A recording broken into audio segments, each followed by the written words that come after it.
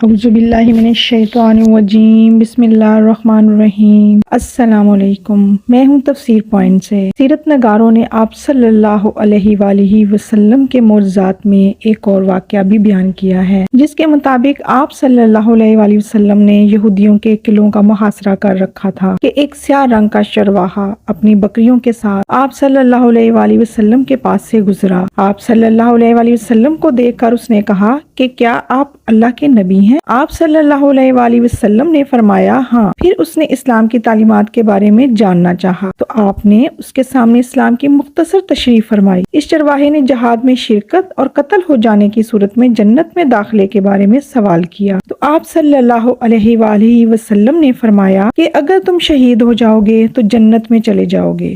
چرواہے نے آپ صلی اللہ علیہ وآلہ وسلم سے ایک اور سوال کیا جس سے آپ بہت خوش ہوئے اور آپ کی نظر میں اس کی قدر و قیمت اور بڑھ گئی۔ اس نے کہا یہ بکریاں فلاں یہودی کی ہیں، ان کا کیا کروں؟ آپ صلی اللہ علیہ وآلہ وسلم نے فرمایا ان کو ہانک دو۔ گویا جن کے مقابلے پر آپ صلی اللہ علیہ وآلہ وسلم نے فوج کشی کر رکھی تھی، ان کے مال کو بھی قبضے میں لے لینا دیانت و امانت کے منافی سمجھا۔ حضرت اسود الرائی نے ان بکریوں کو کنکریاں ماری اور فرمایا کہ جاؤ اپنے باڑے کی طرف چلی جاؤ۔ پھر وہ شامل جہاد ہو گئے۔ قلعے کی طرف سے سنگ باری اور تیر اندازی کی جا رہی تھی۔ یہ 9 مسلم صحابی جنہوں نے نہ کوئی نماز پڑھی تھی اور نہ روزہ رکھا تھا شہید ہو گئے تو حضور صلی اللہ علیہ وآلہ وسلم نے ان کے بارے میں گواہی دی کہ وہ جنت میں جا چکے ہیں اور جنت کی حوریں ان کی خدمت میں حاضر ہو چکی ہیں۔ سبحان اللہ۔ آپ صلی اللہ علیہ وآلہ وسلم نے ارشاد فرمایا کہ یہ حوریں شہید کے چہرے پر لگے گرد و غبار کو صاف کرتے ہوئے کہہ رہی ہیں جس نے تیرے چہرے کو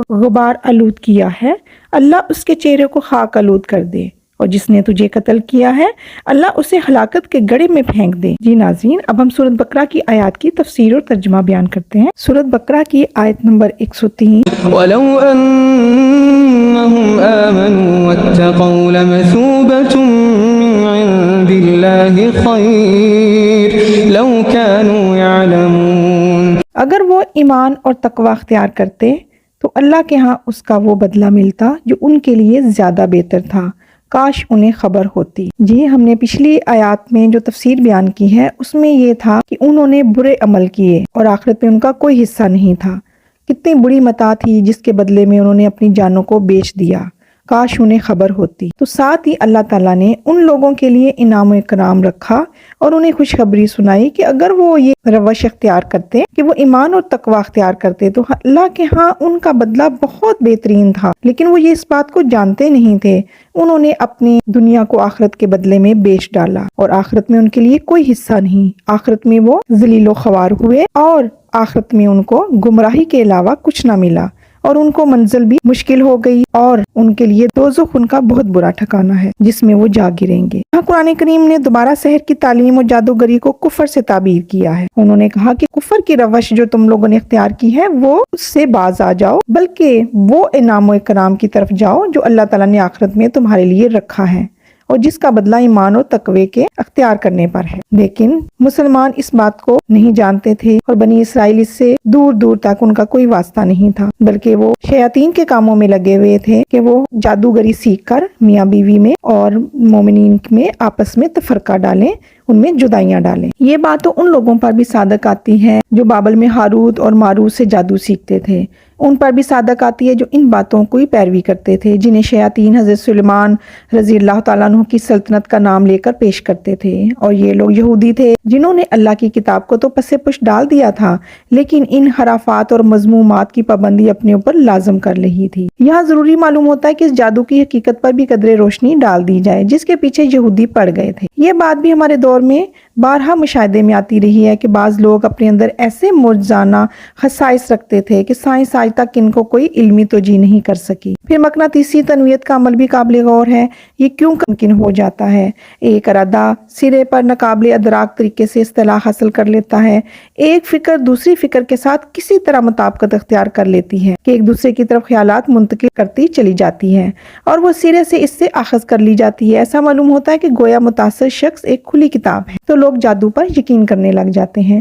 لیکن قرآن پاک میں ان دونوں مقامات کا علیحدہ علیحدہ تذکرہ کیا ہے کہ جو یہ کریں گے ان کا انجام یہ ہوگا، اور جو ایمان اور تقوی کی روش اختیار کریں گے ان کا انجام یہ ہوگا۔ جی ناظرین، یہاں پر آیات 103 کا تفسیر مکمل ہوئی، آگے 104 آیات کا ترجمہ اور تفسیر بیان کرتے ہیں۔ یا ایھا الذین آمنوا لا تقولوا راعنا وقولوا انظرنا واسمعوا وللکافرین عذاب علیم۔ اے ایمان والو، رانا نہ کہا کرو بلکہ انظر نہ کہو اور توجہ سے سنو، اور یہ کافر عذاب العلیم کے مستحق ہیں۔ لفظ رانا کے استعمال سے ممانعت کا سبب مفسرین نے یہ بتایا ہے کہ بعض احمق یہودی اس لفظ کو یوں ادا کرتے تھے کہ یہ مصدر رایت کی بجائے مصدر راونت کا مشتق معلوم ہوتا تھا۔ یہ لوگ یوں نبی کریم صلی اللہ علیہ وآلہ وسلم کی توہین کر کے اور آپ صلی اللہ علیہ وسلم کی شان میں گستاخی کر کے دل کی بھڑاس نکالنے کی کوشش کرتے تھے۔ ان میں یہ جرأت تو نہ تھی کہ وہ علانیہ کھل کر نبی کریم صلی اللہ علیہ وآلہ وسلم کو کچھ کہہ سکیں، اس لیے یہودیوں کی بعض کمینے اور ذلیل لوگ یوں لفظی ہیر پھیر سے آپ کے حق میں یہ بد زبانی کرنے کی صحیح کرتے تھے۔ اس لیے مومنین کو یہ حکم دیا گیا کہ وہ سرے سے یہ لفظ استعمال نہ کریں جسے یہودی اس ذلیل مقصد کے لیے استعمال کر رہے تھے، تاکہ ان کی کمینگی کا دروازہ ہی بند ہو جائے۔ نبی کریم صلی اللہ علیہ وآلہ وسلم کی شان میں گستاخی کرنے کے لیے یہودیوں کی جانب سے ایسے ذلیلانہ ہتھ کنڈوں کا استعمال اس امر کو اچھی طرح ظاہر کر دیتا ہے کہ ان بختوں کو نبی کریم صلی اللہ علیہ وآلہ وسلم اور آپ کی تحریک سے کس قدر بغض تھا، اور کس طرح وہ آپ کے خلاف ہر گھٹیا حربہ استعمال کرنے کے لیے تیار رہتے تھے، اور اس سلسلے میں کسی موقع کو بھی ہاتھ سے جانے نہیں دیتے تھے۔ نیز ایسے موقعوں پر وحی الہی کے ذریعے ایسے الفاظ کے استعمال کی ممانعت کر دیے جانے سے یہ بات بھی ظاہر ہو جاتی ہے کہ اللہ تعالیٰ ہر وقت اپنے نبی اور تحریک اسلامی کی نگہبانی کرتے ہیں اور ان کے مکار دشمنوں کے سازشوں اور مکاریوں کا دفیہ فرما دیتے تھے۔ اس کے بعد اللہ تعالیٰ مسلمانوں کو متنبہ کرتے ہیں کہ ان لوگوں کے دلوں میں مسلمانوں کے خلاف کس قدر بغض اور کینہ بھرا ہوا ہے، کیونکہ یہ ہر وقت مسلمانوں کی عداوت اور اعزا رسانی میں پر کمر بستہ رہتے ہیں۔